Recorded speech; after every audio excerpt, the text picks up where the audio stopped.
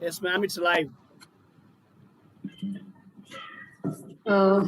So very good evening, one and all, and welcome to SDG Global Festival. We are on an international platform, and it is my pleasure to welcome diverse participants from USA, UK, Canada, Georgia, Philippines, Brazil, and India, of course. So it is my pleasure to welcome you all on board. We begin with our first speaker, who is Dr. Pareen Somani. She's from UK, though she's very much an Indian. She's an international academic scholar, philanthropist, and speaker. So over to you, Dr. Pareen Somani.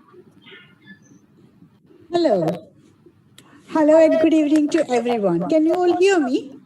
Yes, you're audible. Yes. Perfect. I'm just, please allow me to share my PPT. Yes, ma'am, you are. Yeah, you're the co-host. You're the co-host now. Perfect.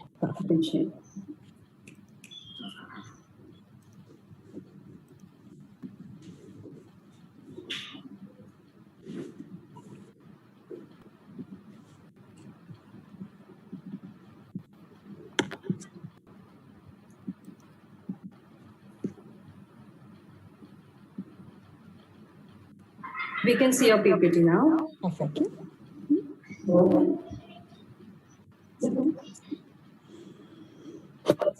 Excuse me. Sorry.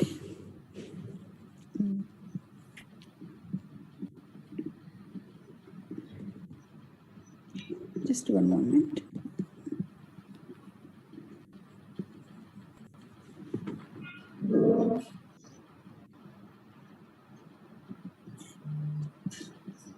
Perfect.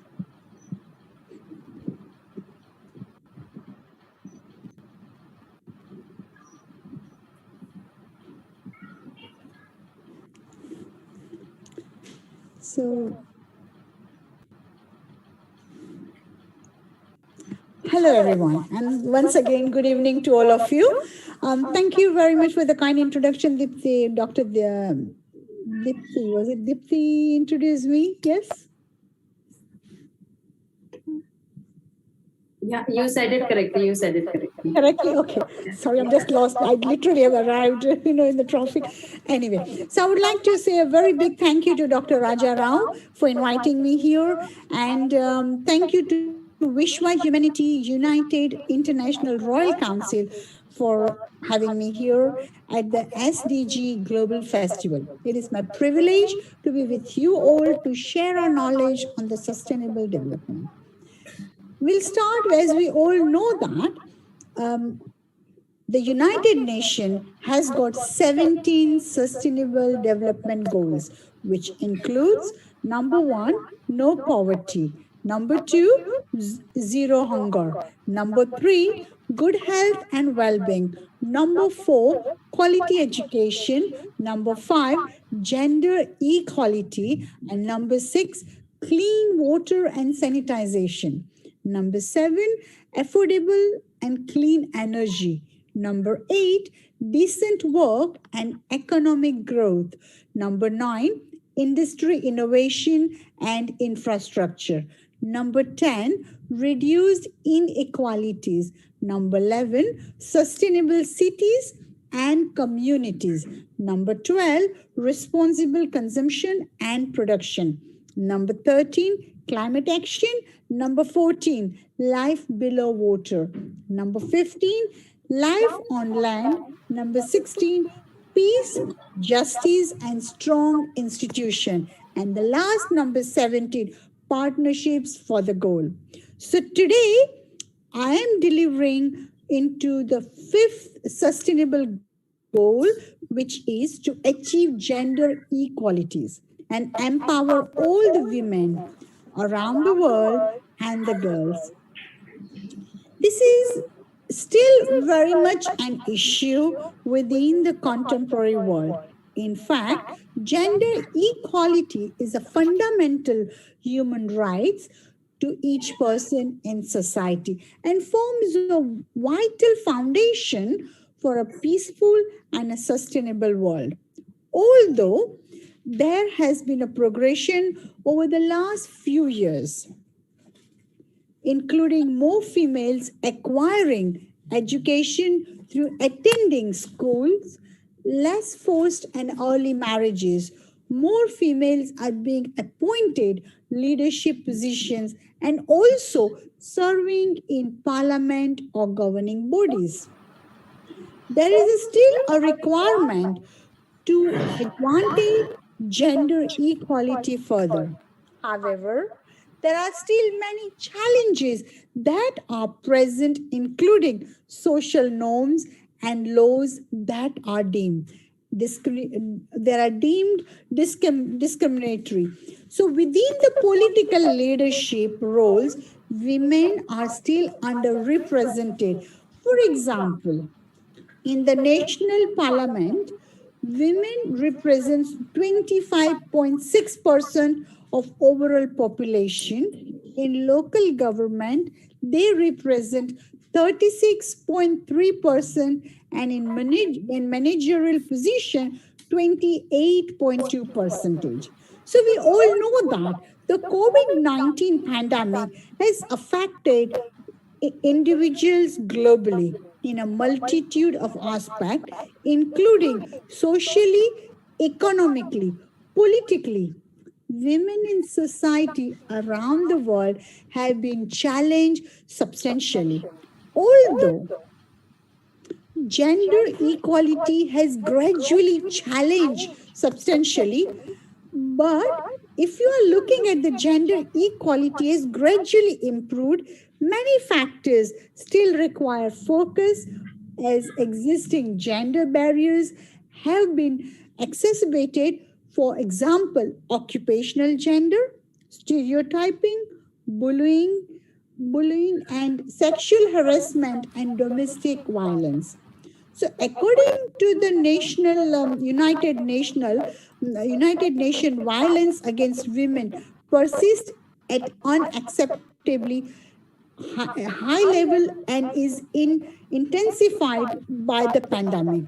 1 in 3 women around the world, worldwide, 736 million women, even before the pandemic, have experienced physical or sexual violence at least once in the lifetime from the age of 15 years, mostly by an intimate partner.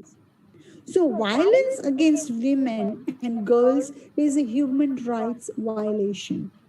During the pandemic, data and the reports from the frontline workers have shown that different types of violence against women and girls, particularly domestic violence, has intensified.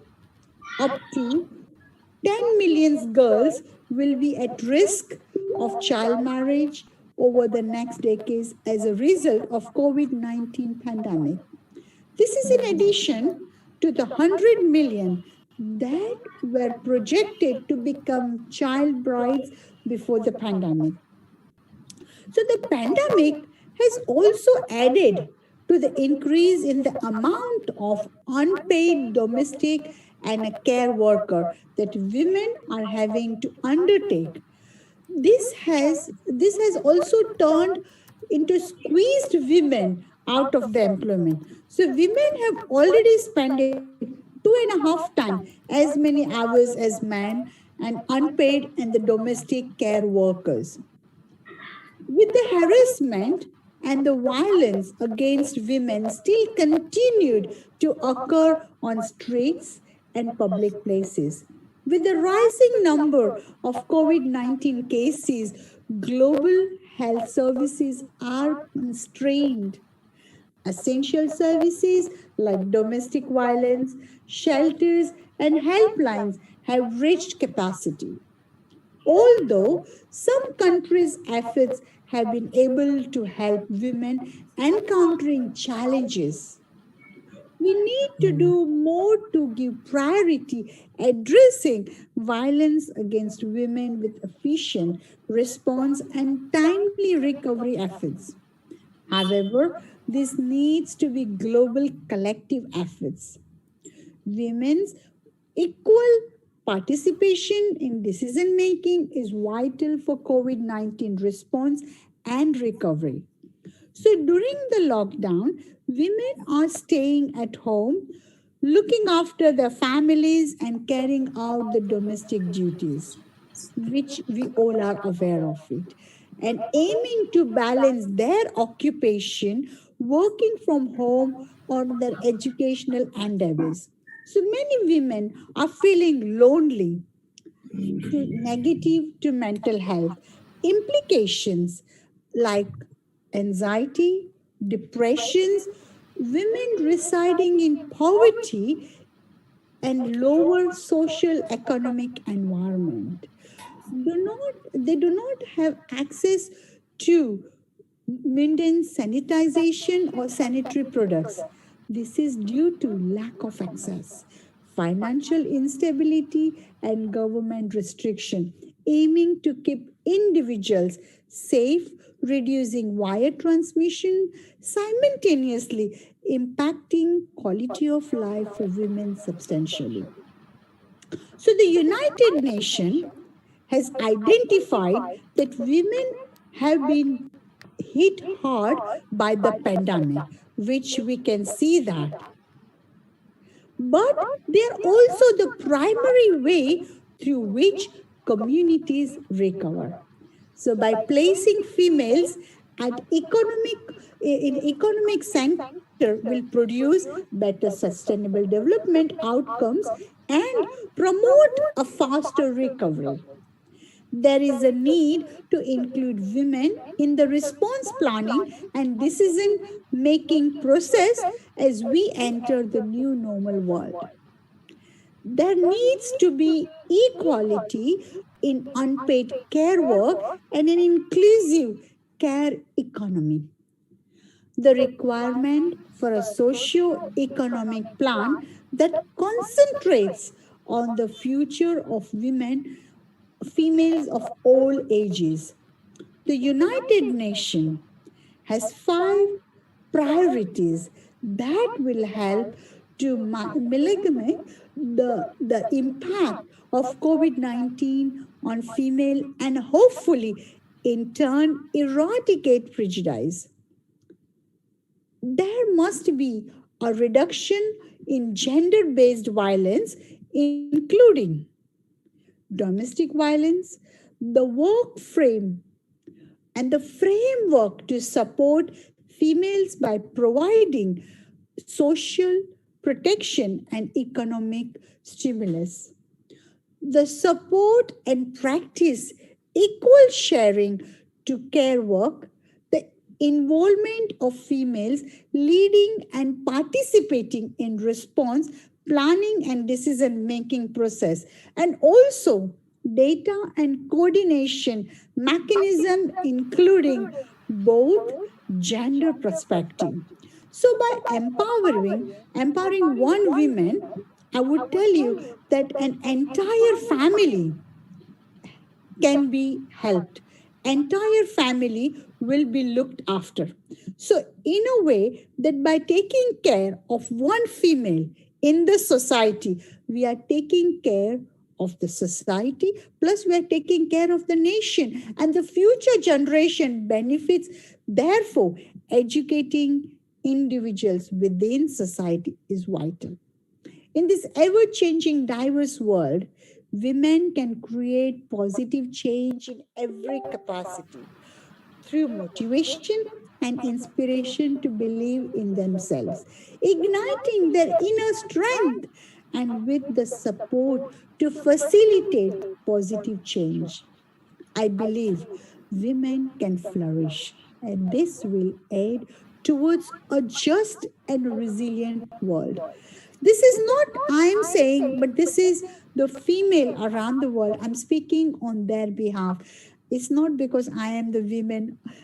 It's something that I would like to say, okay, yes, if you educate one female in the family, you are educating the society, the environment to help and support. So, unfortunately, many minds in society have been conditioned to forget the positives and dwell on the negatives. Why do we forget all the good things that we have in life? I have heard numerous people talks about the curses of the lockdown and self-isolation. I believe that we need to view this experience as once in lifetime opportunities and an opportunity to understand the value of ourselves and others. Stillness is a medium through which greatness can manifest. We can evolve and help others. We should all consider this period of stillness or lockdown as an opportunity and not a burden. Although the world has started to open again, we may encounter period of isolation, but we are not self-isolating. Remember, we are not self-isolating, we are self-loving. We are self-caring, spending time with our family and our close one that we love at home. It was this time at home, and it was the same time we wanted to spend more time, and we were craving to be around with our family, our loved ones before the lockdown, as our busy life schedule did not allow us. We must show gratitude for this opportunity as thousands of our brothers and sisters globally are fighting for their lives in the hospitals, fighting for their lives, wanting to go home. They are self isolated, not us. We are self caring. As we have the opportunity to care for ourselves and others through our good health that money and power cannot buy. Many have come and said to me that they are bored, they are fed up and want to leave the home. I say to them, show gratitude for the opportunity to stay safe in your home and create a heaven. It is an opportunity to harbor peace within ourselves and at home. Transform the way you view this situation into positive. For those of you who love to learn, you can turn your home into a school where you can educate yourselves. For those who love to do party, you can sing, you can dance, you can listen to the type of music that you would like to do in comfort of your home without adhering to curfews. Your home can be transformed into a prayer house where you can pray, meditate, sit in a deep contemplation, and show gratitude. You can use this time as an opportunity to renovate and or organize your home. You can transform your home into a restaurant and try new recipes. It is the opportunity. It is a unique opportunity that has occurred during our lives. Viewing it an opportunity to grow, an opportunity to help each other and collaborate with society. It is vital that all should take care of ourselves because I think we have all learned during this pandemic that our health is our wealth. Therefore, ensure that we all eat healthy food, balanced diet, sleep well, and aim to reduce stress and avoid smoking, alcohol, as all of this will help us to boost our immunity. At the same time, it is important to keep your mind healthy during this period. You can do this by creating a structure to your daily lifestyle. Today, by building a routine, exercising regularly, engaging in a hobby, schedule a time to speak to your friend and family that you want to be close to them. This is made easier with technological advancement as video conferencing is a great way to connect with each other, practice mindfulness and meditation, and also ways in which we can keep a balanced mindset. Enjoy each and every moment that we have. Before I finish, I would like to share something very important message. It is the time that all gender inequalities are eradicated. But this journey starts with us. Therefore, we must all believe in our abilities and find the hidden strength buried within us to face challenges of contemporary life. Simultaneously, we must follow our true instinct, doing the right things. During this process of eradicating prejudice, we must always remember our ethical values and practice kindness, humbleness, and generosity, fairness, and helping those in need. We reside in a diverse world where there are different ideologies, which can sometimes lead to conflicts. Therefore, always aim to build bridges. Respect diversity, respect each other's feelings, despite background, ethnicity, social, political, or religious lookouts, because within diversity lies the strength. By working together, we can eradicate prejudice and facilitate societies and towards other people, towards more people, just and resilient future towards the positive change and gender equalities. Thank you very much for listening. And that is something that this number 5 sustainable goals will help us to bring the society together. Thank you once again, Dr. Dipti and Dr. Rajarao, for having me again. Namaste and thank you. So thank you so much, Dr. Pareen. As usual, the point that I liked about your speech was it was very relatable, and especially during the pandemic, that you have said that how to capitalize on the opportunity, how to see in adversity an opportunity. So that was really wonderful. I think everyone will learn it. We all are doing it in our own way, but adding insights always helps everyone. So that is like regardless of whether you're a party type person or an introvert or a book lover or a family lover. So it is a good time. And if you're not, it is a good time to be one of those types. So that was wonderful. I invite our next speaker of the day, who is Dr. Mario C. Lucero from Philippines. He is the educator and peace advocate. Just pardon me if I mispronounce the names, because non-Indian names are there's always a possibility that we just mispronounce each other's name. So just pardon me and correct me if I'm wrong in pronouncing your name. So over to you, Dr. Mario. Yeah, it's just okay, Dr. Dipti, and I thank everyone for inviting me to this prestigious SDG festival. And I'd like to congratulate each one. Of course, our first speaker for a very nice presentation, Dr. Somani, about gender equality and about empowering women.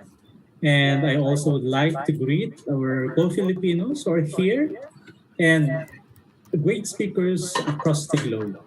My sharing to you this afternoon, evening, or this morning will center on SGD number 4, which is about quality education.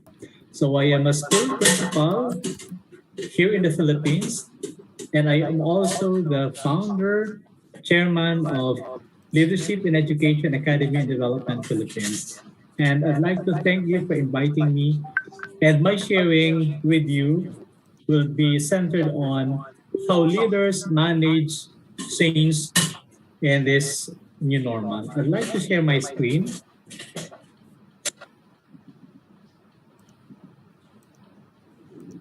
Yes, Doc, please. Okay.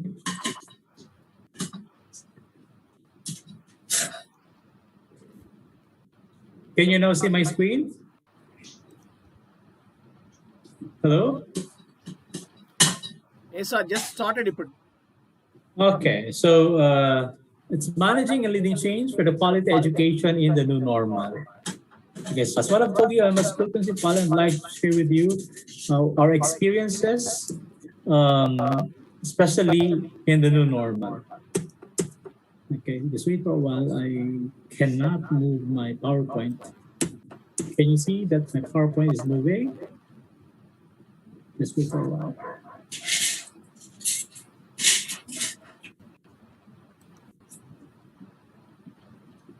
Okay. Can you now see my second slide? Not yet.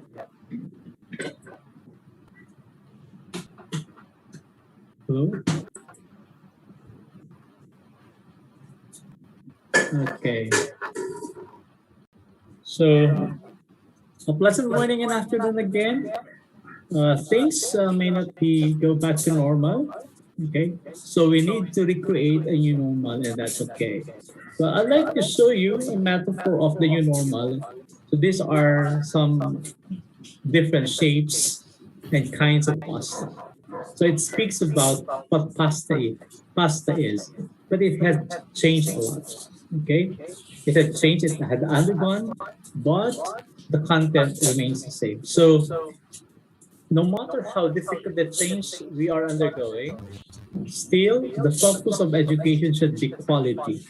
I would always remember, okay, one great author said that the learner is the center of the educative process.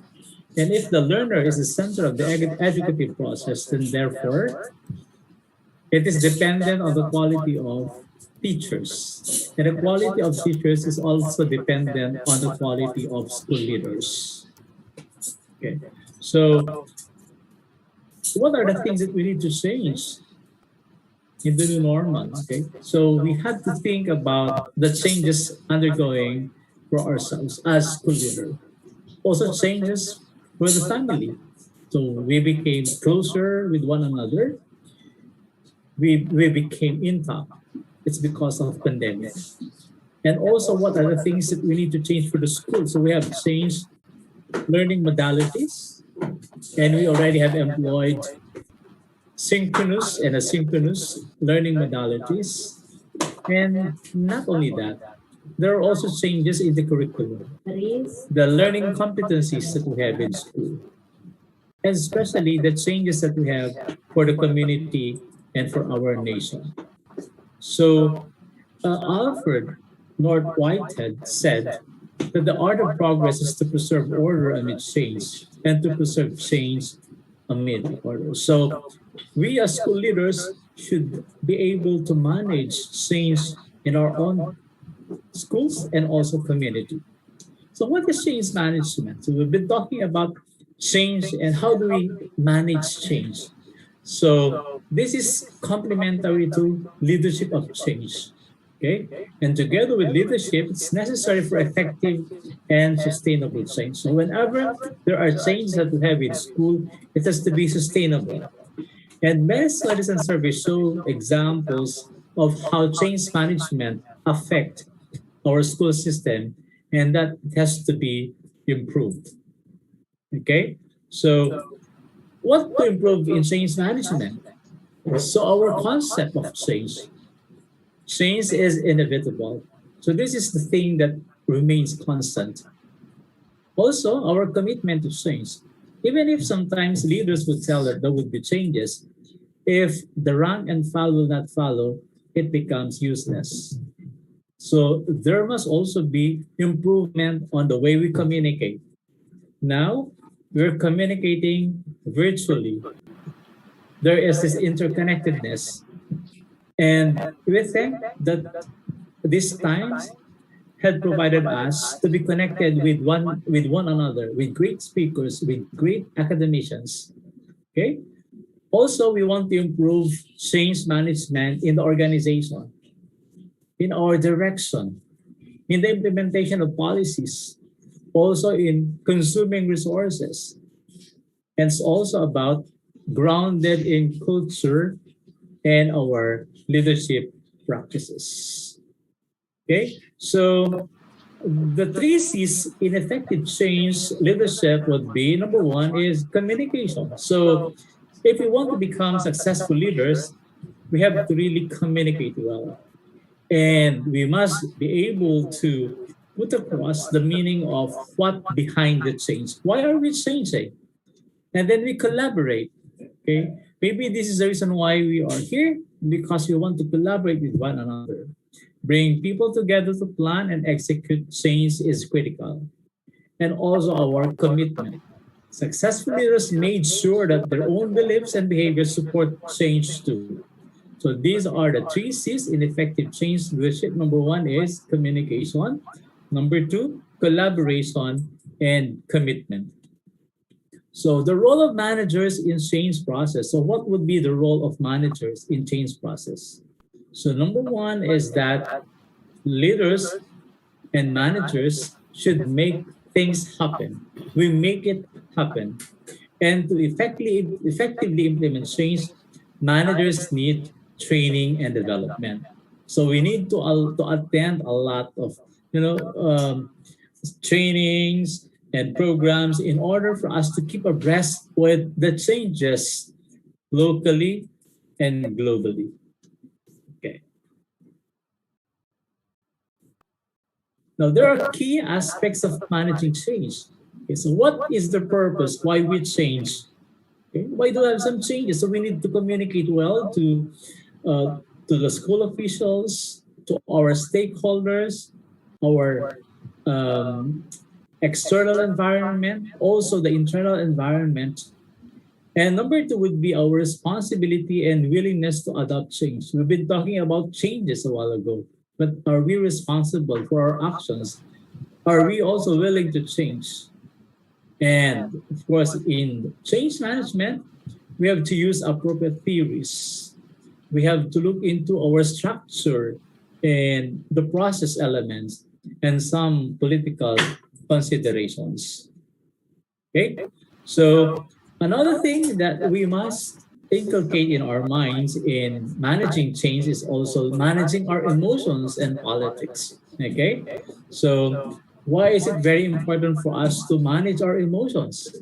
Because sometimes, because of our comfort zones, we don't want to change. Then therefore, we have to identify political landscape. Who are the persons initiating change? Identify the key influencers. Also assess influencers' receptiveness to change. Not all people would like to change. And I think it is also very important that we engage positive and negative skeptics. Okay, so this is an appropriate theory that we employ in managing change. This is what we call the dynamic capability theory because it addresses strategy. It is the ability to create, extend, or modify resources based to respond to a rapidly changing environment. It is process coordination, which means that it has processes, which means that we could look into proper coordination and learning and strategic competitive response. And of course, we look into dynamic capabilities. Okay?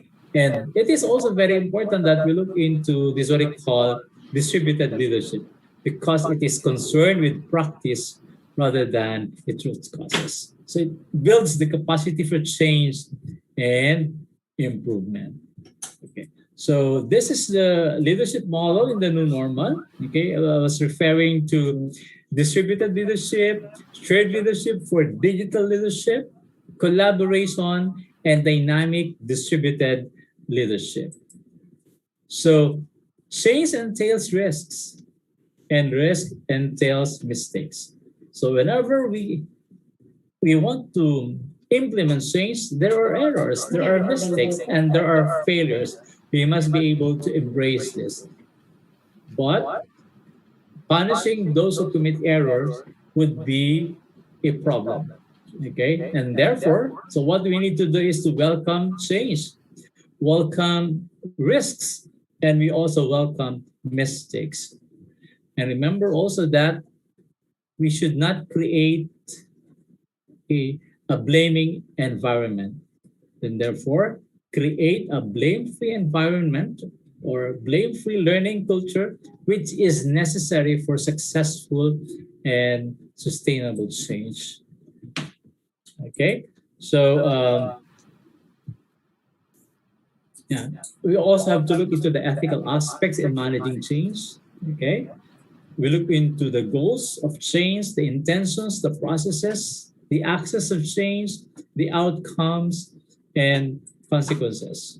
So, in managing change, according to Jim Hodden 2020, we have to prepare ourselves tomorrow to become successful today. Okay, and these are the four steps. No? Number one is take a gut check on the organization's purpose. Be prepared to call it audible. Another is engage your people by empowering them to be opportunity scouts and embrace new starting life. So I'd like to highlight the characteristic of leaders, managers of change, the new normal. We have to be agile. Okay, so there must be agility, resilience, and adaptivity. So these are the characteristics of leaders and what leaders' activities are required for crisis leadership during COVID-19, what leaders need to do for the transition to remote working during post-COVID-19, what leader intelligences are required for disrupted times, the redefined leader competencies for digital age, and the four leadership personas for the fourth industrial revolution. So I'd like to say thank you to each and everyone. I'd like to conclude my presentation by highlighting this one. We will not go back to normal anymore. So we are just being given the opportunity to stitch a new garment, one that fits all of humanity and nature. So thank you very much. And I hope that you have learned something about managing and leading change in the new normal. Thank you. So thank you so much, Dr. Mario, for the wonderful presentation. You actually started with a metaphor for new normal, but you explained how to create a better new normal. So it was more about a better normal. What I liked about this presentation was your three C's, which was communication, collaboration, and commitment. Because even if you learn these, you actually become a leader. So you can lead at least your life and others follow eventually. So thank you so much for the wonderful presentation. We move Thank on you. to our next speaker. Thank We move on to our next speaker, Dr. Vilma Deluz Barbosa, who is the co-founder of the Global University Brazil. Do we have you, Dr. Vilma? Hello. First of all, I'd like to thank you for the opportunity. Dr. Haja, thank you for the opportunity. Thank you. So I'd like to talk a little bit about the fifth goal. I'm going to talk a little bit then how to empower women nowadays. So, what can we do to empower women? First of all, we could place women as leaders and give them decision-making roles. Although many women are now powerful, look at Dr. Professor Caroline, Dr. Nada, Dr. Parinsamani, and so many others, Malala and Greta, and all many others. But despite of them, gender equality is still a myth in great part of the world. Women have actively started participating in tech industry, food production, natural resource management, and other things. But nowadays, we still don't have them in many other parts. Most women still don't have access to good job opportunities and resources to get a better job, a better paid job. As the focus shifts towards includes economic structures, providing women with leadership opportunities and making them a part of decisions, making it's still a long way in achieving women's empowerment. So we can give them more job opportunities. Despite being significant contributors to social and financial development, women don't have access to equal job opportunities. Equal rights programs can invest significantly in promoting decent jobs and public policies, advocating growth and development. We can also invest in women's entrepreneurial ideas, emotionally and financially. An effective way of tackling gender inequality is entrusting women with entrepreneurial work. The state can take initiatives to train women in business skills for better job opportunities. Looking at global developments, Many developing countries are spending percentage of the usual revenues in women's developments by investing in women's education and providing them with entrepreneurial opportunities. The equal pay gap can be ruled out of the socioeconomic scene. So, encouraging women to increase their participation to the supply chain. We can also take an action against unpaid labor work because most women don't receive a penny to work. For example, they are houseworks, they are working in rural areas, and they don't receive for that because they are not, they don't have the opportunity to study. So, what can we do to empower women? I want to help women to believe in themselves, believe they are able to do anything they want through education. Education is the key. According to our laws here in Brazil, men and women are all the same. But of course, it's not like that. If you are in a company, if you are a girl and you are in a company competing with a guy for a job, of course, the vacancy will be for the guy because they won't want to pay for the girl to stay at home if she gets pregnant. So they will give the boy the vacancy for sure. And then the girl won't have the job just because she's a girl, just because she will get pregnant someday. Yeah, that happens here in Brazil, and I'm sure all around the world. And what can we do? We can empower women through education because through education, we can conquer anything. We can have our dream job. We can get to know the world. We can be the owner of our lives. Anyone can help girls, just motivating and showing them they are important. They are the reason we are here. Because of a woman, all boys are born.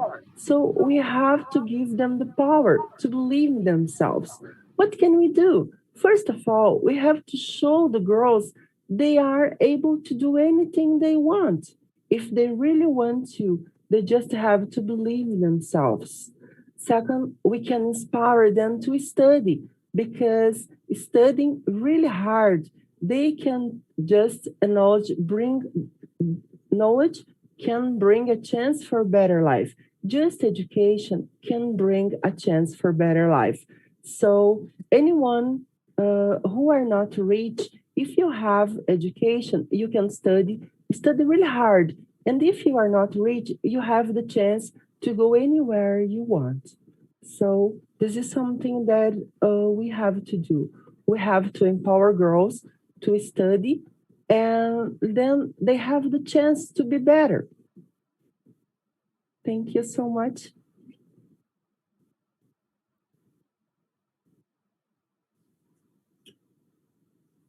All right.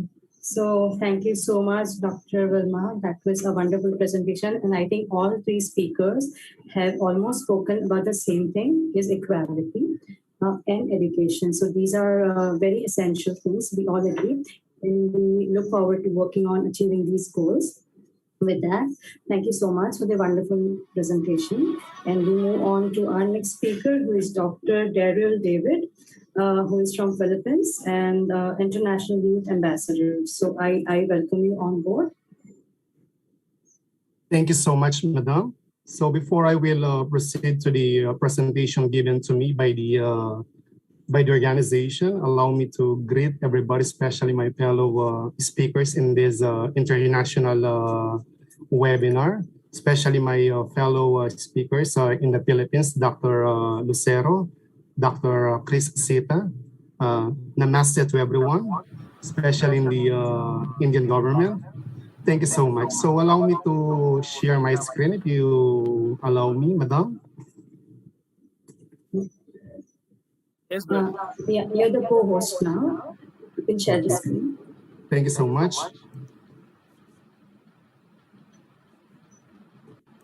Okay, Mama, is my screen?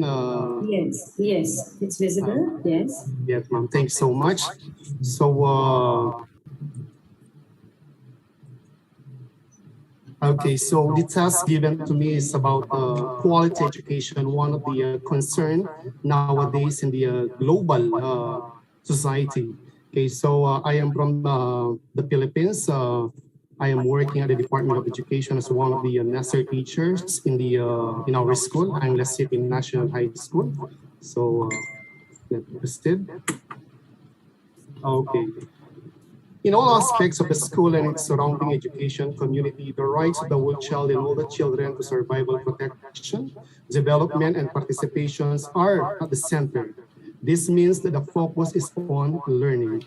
So remember, one of the greatest assets that we have in our society are the children, are the students. That's why we should give them the focus to learn in the education, which strengthens the capacities of children to act progressively on their own behalf through the acquisitions of relevant knowledge, useful skills, and appropriate attitudes, which creates for children and helps them create for themselves and other places of safety, security, and healthy interaction.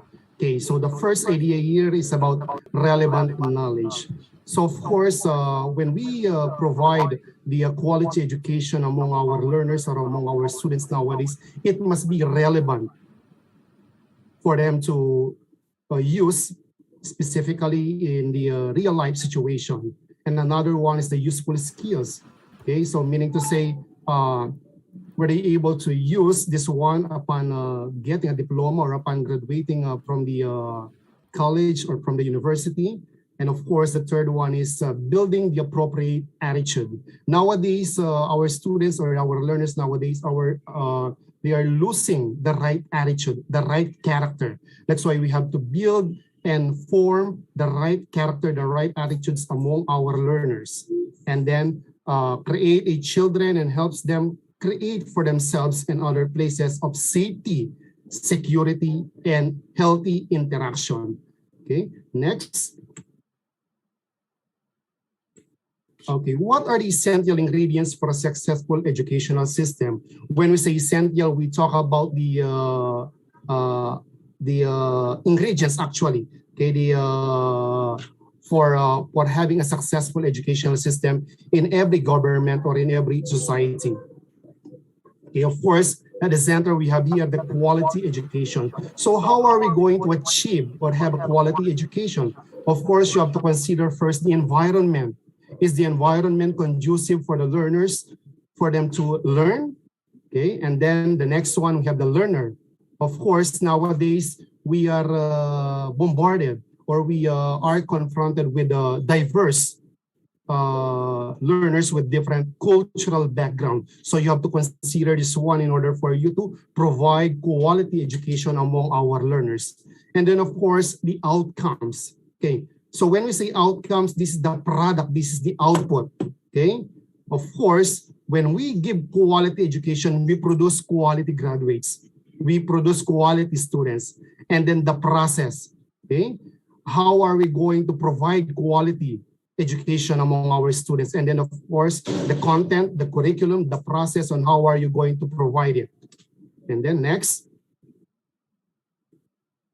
Okay, so these are the parameters, no, on how are we going to have a quality learner or quality students. Of course, number one, you have to consider their health condition.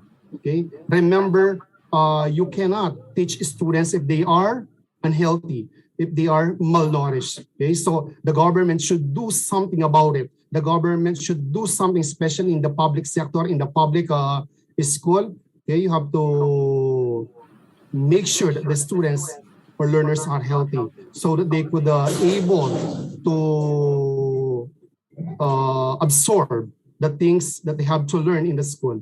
So, and then the next one, they should be well nourished. Are the students are ready to learn? Okay. And then the next one, are the students ready to participate?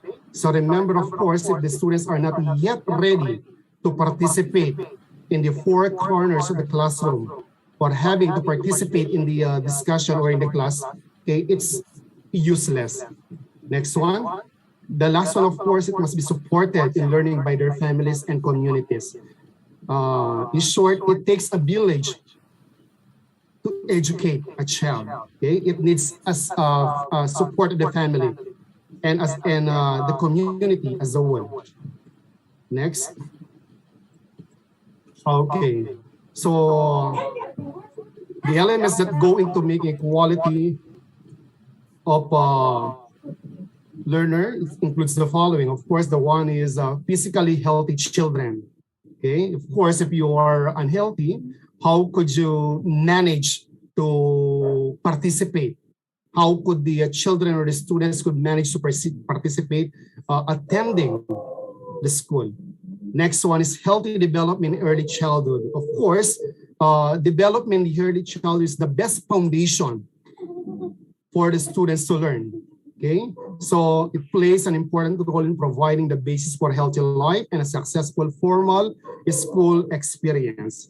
Next, as I have said, we should have the adequate nutrition, which is critical for a normal brain development in the early years, and early detection for disabilities can give the children the best chances for healthy development.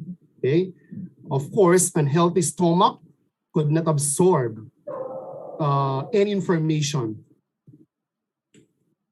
Moving on. Okay. Next one is positive early experiences and interactions are also vital to preparing a quality learner. A children or student should expose as much as possible or as early as possible. The students should be exposed to interact. No? Allow them to play with their playmates, with their schoolmates. Okay, so that's why early child development is very important. Next, a child who misses positive stimulation or subject to chronic stress in the preschool years may have difficulty with psychosocial development later in life. This is very true. Okay, a student or a children who are exposed to chronic stress in the preschool years may have difficulty with the development. Okay, moving on. When they reach school age, research demonstrates that to achieve academically, children must attend consistently. So there must be no gap in attending their schooling from from kinder up to grade 12, and eventually when they enter college, there should be no gap. Next, a child exposure to curriculum his or her opportunity to learn significantly influences achievement, and exposure to curriculum comes from being in school. This is very true as well. Next, although many constraint exist, schools can play a role in helping parents to enhance and improve quality of parental involvement in the children's education. So this one, it simply means that there must be a strong partnership with the parents and as well as the teacher to actually monitor the development or the progress of the child in the school. It is not just only the sole responsibility of the teacher to conduct or to monitor the child. This is likewise the responsibility of the parent as well. Next, strategies include asking parents to participate in assessment of their child progress, offering a clear, regular, non-threatening communication. So the key here is communication with the parents, especially in this time of the pandemic. Okay, in our case in the Philippines, we do not yet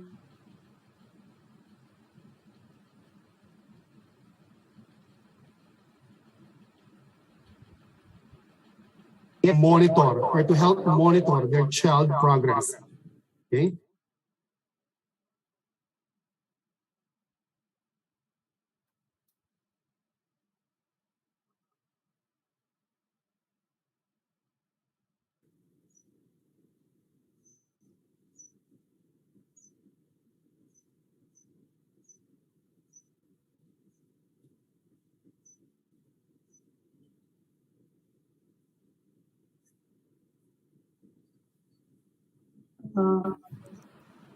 I think we there might have be a technical problem. lost the connection.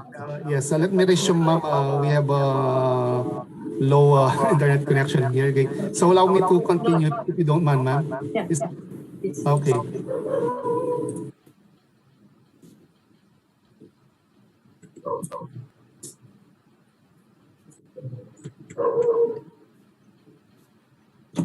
Okay, so when do we say that the environment is healthy for the student? Okay, if it is, of course, if it is healthy, okay, the school should be child-friendly. The second one, is it safe? Is it free from chaos? Is it free from trouble? Is it free from riots among their fellow learners or fellow students? Is it protective? The school administrator should see to it this parameter to make the environment quality among our learners. Next, does it provide adequate resources and facilities? Physical facilities is very much important. Of course, facilities could provide an avenue for our learners or for our students to learn properly. Next. Okay, quality learning environments are made of course, we have here the physical elements, okay, the service delivery and the psychosocial elements. So let us discuss one by one. Okay, the physical elements, the quality of school policies. Physical learning environments for the places in which formal learning occurs range from relatively modern and well-equipped buildings to an open, air gathering places. The quality of school facilities seems to have an indirect effect on learning, an effect that is hard to measure. This is very true, no? And then schools which lack classroom materials, adequate library, and good working students and teachers all have an impact on learning. Next, psychosocial elements. So, is the environment peaceful, safe, especially among our girls, or among the female students? Is the teacher's behavior that affects safety? Next, relative to both girls and boys, parents, educators, and researchers. So this, we are talking about the internal and external stakeholders of the school that create an unsafe environment for students. And then the fourth one, lack of discipline, violence of teachers towards students affect the quality of environment, since learning cannot take place when the basic needs for surrounding protections are threatened. Okay? Next, service delivery. Provisions of health services, the basic health services and education can contribute to learning in the absenteeisms and inattention. So the school should have also the health facilities, no, in order to address the need of our students, especially the medical attention or the dental attention. Okay, the provisions of extracurricular activities and the provisions of school snacks are other examples of service provision that contribute to quality school environment. Okay, so in our school we provide